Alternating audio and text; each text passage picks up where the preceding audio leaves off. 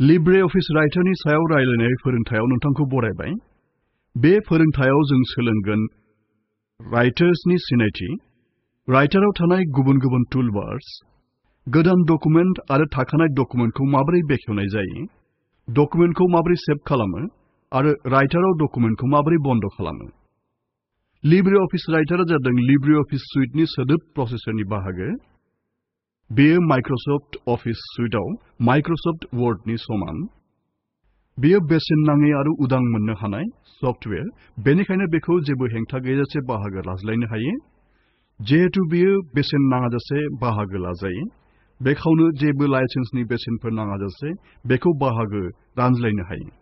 LibreOffice सुइटजों बाहायजेननो थाखाय नोंथाङा अपारेटिं system महरै माइक्रसफ्ट विन्ड'ज 2000 आरो बेनि जौसिन भार्सन जेरै MS Windows XP एबा MS Windows 7 एबा GNU Linux बाहायनो हागोन।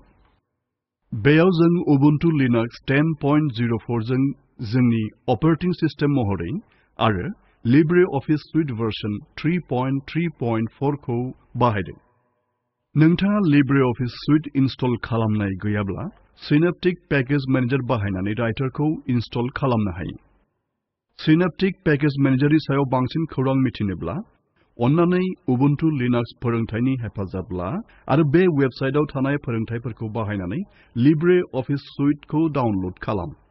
गोनां बिथोनफोरा LibreOffice सुइटनि गिबि टिउटरियेलाव गुवारै होनाय जादों। गोसोआव लाखि, राइटारखौ इनस्टल खालामनो थाखाय इनस्टल खालामनाय समाव कमप्लिट अपसनखौ बाहाय। जुदि नोंथाङा दायो LibreOffice सुइट इनस्टल खालामदोंब्ला, नोंथाङा नोंथांनि स्क्रिननि आगसिथिं गोजौ खनायाव थानाय एप्लिकेशन मुंनि अपसनखौ क्लिक खालामनानै LibreOffice राइटारखौ मोनगोन आरो बेनि उनाव अफिस आरो बेनि उनाव LibreOffice अपसनखौ क्लिक खालामनानै गोबां LibreOffice कम्पोनेन्टफोरखौ लोगोसे मोनसे गोदान डायलग बक्स नुजागोन। LibreOffice राइटार मोननो थाखाय सुइटनि सोदोब प्रसेसरनि थासेरदा टेक्स्ट डकुमेन्ट अपसनाव क्लिक खालाम। बेयो गुबै राइटार विन्ड'आव मोनसे लांदां डकुमेन्ट बेखेवगोन। राइटार विन्ड'आ गुबुन गुबुन टुलबार्सफोर दं, जेरै टाइटल बार, मेनु बार आरो स्टेन्डार्ड टुलबार, फर्मेटिं बार आरो स्टेटास बार, जेराव बांसिननो बाहायजानाय अपसनफोर थायो आरो बेफोरनि सोमोन्दै जोङो बे फोरोंथायाव सोलोंगोन। फै जों राइटाराव माबोरै गोदान डकुमेन्ट बेखेवो बेखौ सोलोंनानै जोंनि फोरोंथायखौ जागायनि। नोंथाङा स्टेन्डार्ड टुलबाराव थानाय निउ आइकनाव क्लिक खालामनानै गोदान डकुमेन्ट बेखेवनो हागोन, एबा मेनु बाराव थानाय फाइल अपसनखौ क्लिक खालामनानै आरो बेनि उनाव निउ अपसनाव क्लिक खालामनानै आरो जोबथारनायाव टेक्स्ट डकुमेन्ट अपसनखौ क्लिक खालामनानै। मोन्नैबो बिथिङावनो मोनसे गोदान राइटार विन्ड' बेखेवजानाय नुनो मोनगोन। दानिया एडिटर जायगायाव माखासे टेक्स्ट टाइप खालाम। बिदिब्ला जों रिजुमे होननानै टाइप खालामगोन। नोंथाङा डकुमेन्टखौ लिरखांबायब्ला नोंथाङा बेखौ इयुनाव बाहायनो थाखाय सेभ खालामगोन। बे फाइलखौ सेभ खालामनो थाखाय मेनु बाराव थानाय फाइलआव क्लिक खालाम आरो बेनि उनाव सेभ एज अपसनाव क्लिक खालाम। नोंथांनि स्क्रिनाव मोनसे डायलग बक्स नुजागोन जेराव नोङो नेम फिल्डनि सिङाव मुं होनो गोनां जागोन। बिदिब्ला फाइलनि मुंखौ रिजुमे होननानै हो। नेम फाइलनि गाहायाव नोंहा सेभ इन फोल्डर दङ। बे फिल्डआव नोंथाङा फोल्डरनि मुं होनो हागोन आरो बेयो नोंनि रैखाथियै लाखिनाय फाइलखौ लाखिगोन। बिदिब्ला सेभ इन फोल्डर फिल्डआव थानाय डाउन एर'आव क्लिक खालाम आरो डेस्कटप अपसनखौ क्लिक खालाम। नोंथाङा मेनुआव फोल्डरफोरनि मोनसे मुंफारि नुनाय मोनगोन, जेराव नोंथाङा नोंथांनि फाइलखौ सेभ खालामनो हागोन। दानिया फै जों डेस्कटप अपसनखौ क्लिक खालामनि। फाइलआ डेस्कटपआव सेभ जागोन। नोंथाङा ब्राउज फर आदार फोल्डर्सआवबो क्लिक खालामनो हागोन आरो नोंथाङा बबे फोल्डराव नोंथांनि डकुमेन्टखौ सेभ खालामनो नागिरदों बे फोल्डरखौ सायख'। दानिया डायलग बक्सआव थानाय फाइल टाइपआव क्लिक खालाम। बेयो नोंथांनो मोनसे फाइल टाइप अपसनफोरनि मुंफारि एबा फाइल एक्सटेनसन दिन्थिगोन, जेराव नोंथाङा नोंथांनि फाइलखौ सेभ खालामनो हागोन। LibreOffice राइटाराव सरासनस्रायै थानाय फाइल टाइपआ जादों ODF टेक्स्ट डकुमेन्ट आरो बेयो .odt एक्सटेनसन होयो। ODT आ बुहुमनाङै नाजावजानाय वर्ड डकुमेन्ट्सनि थाखाय ओपन स्टैंडर्ड ओपन डकुमेन्ट फर्मेटनि एबा ODF फर्मेटनि मोनसे बाहागो। बेखौ ओपन स्टैंडर्ड इन ई-गवर्नेंसनि बिथिङाव थानाय भारत सरकारनि बिथांखिजोंबो गनायजानाय। लिब्रे अफिस राइटाराव बेखेवनो हानाय .odt महरै टेक्स्ट डकुमेन्टखौ सेभ खालामनायनि अनगायैबो नोंथाङा नोंथांनि फाइलखौ MS अफिस वर्ड प्रग्रामाव बेखेवनो हानाय .doc आरो .docs फर्मेटआवबो सेभ खालामनो हागोन। गुबुन मोनसे मुंदांखा फाइल एक्सटेनसना जाय गोबां प्रग्रामाव खुलिजायो बे जादों .rtf जाय रिच टेक्स्ट फर्मेट। दायो ODF टेक्स्ट डकुमेन्ट अपसनाव क्लिक खालाम। नोंथाङा फाइल टाइप अपसननि खाथियाव file type ODF text document आरो ब्रेकेटनि सिङाव .odt दिन्थिनाय नुनो मोनगोन। दा सेभ बाटनाव क्लिक खालाम। बेयो टाइटल बाराव नोंथांनि हास्थायनाय फाइल नेम आरो एक्सटेनसनजों लोगोसे नोंखौ राइटार विन्ड'सिम लाना थांफिनगोन। दायो नोंथाङा राइटार विन्ड'आव मोनसे टेक्स्ट डकुमेन्ट लिरनो थाखाय थियारि जाबाय। गोजौआव सावरायबोनाय फर्मेटनि अनगायैबो राइटार डकुमेन्ट्सखौ वेब पेज फर्मेट .html बायदियै सेभ खालामनो हायो। सिगाङाव बुंफोरनाय बायदियै एखे लामाजोंनो बेखौ खालामनो हायो। बेखायनो मेनु बाराव थानाय फाइल अपसनाव क्लिक खालाम। बेनि उनाव सेभ एज अपसनाव क्लिक खालाम। दा फाइल टाइप अपसनाव क्लिक खालाम आरो बेनि उनाव HTML डकुमेन्ट आरो ब्रेसेसनि सिगाङावनो OpenOffice.org राइटार अपसनाव क्लिक खालाम। बे अपसना डकुमेन्टखौ .html एक्सटेनसन होयो। सेभ बटनाव क्लिक खालाम। दा डायलग बक्सनि Ask when not saving in ODF format अपसनाव थार सिन हो। जोबनायाव Keep current format अपसनाव क्लिक खालाम। नोंथाङा डकुमेन्टखौ .html एक्सटेनसनजों सेभ जानाय नुनो मोनगोन। स्टैंडर्ड टुलबारनि Export directly as PDF अपसनाव क्लिक खालाम। डकुमेन्टखौ PDF फर्मेटसिम लांनो हायो। सिगाङाव बुंखानाय बादिनो जों सेभ खालामनो नागिरनाय जायगाखौ सायख'। बेनि अनगायैबो मेनु बारनि फाइल अपसनाव क्लिक खालामनानै बेनि उनाव Export as PDF अपसनखौ क्लिक खालामनानैबो बेखौ खालामनो हायो। नुजानाय डायलग बक्सनि एक्सपोर्टआव क्लिक खालाम। बेनि उनाव सेभ बाटनाव क्लिक खालाम। मोनसे PDF फाइल सोरजि जागोन।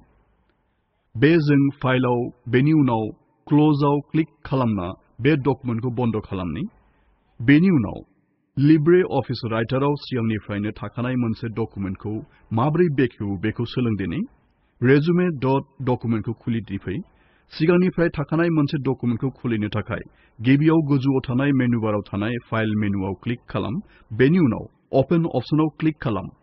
नोंथाङा नुनो मोनगोन दि स्क्रिनाव मोनसे डायलग बक्स नुजादों।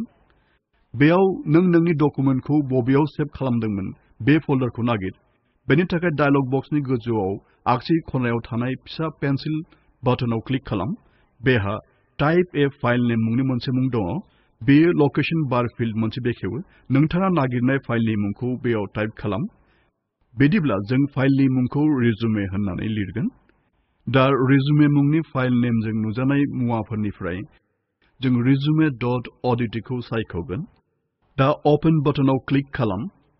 नों नुनो मोनगोन दि resume.odt आव फाइला गेवबाय। बेनि अनगायैबो गोजौनि टुलबाराव थानाय ओपन आइकनाव क्लिक खालामनानै थानाय फाइलखौ खुलिनो हायो आरो उननि खामानिखौ गोजौआव बुंबोनाय बायदिनो खालामनानै मावफुंनो हायो। नोंथाङा राइटाराव माइक्रसफ्ट वर्डआ बाहायनाय .doc आरो .docx एक्सटेनसननि गेजेरजोंबो फाइलफोरखौ खुलिनो हायो।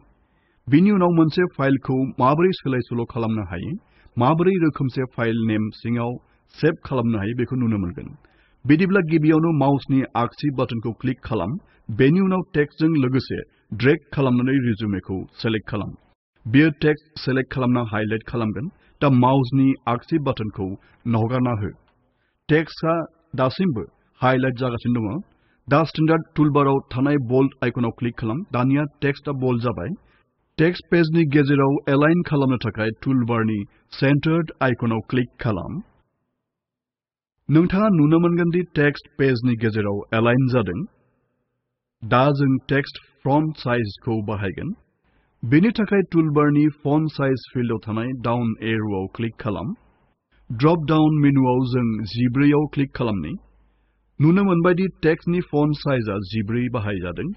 दा फन्ट नेम फिल्डआव थानाय डाउन एर'आव क्लिक खालाम आरो फन्ट नेम महरै आन.टमखौ सायख'। टुलबारनि सेभ आइकनाव क्लिक खालाम।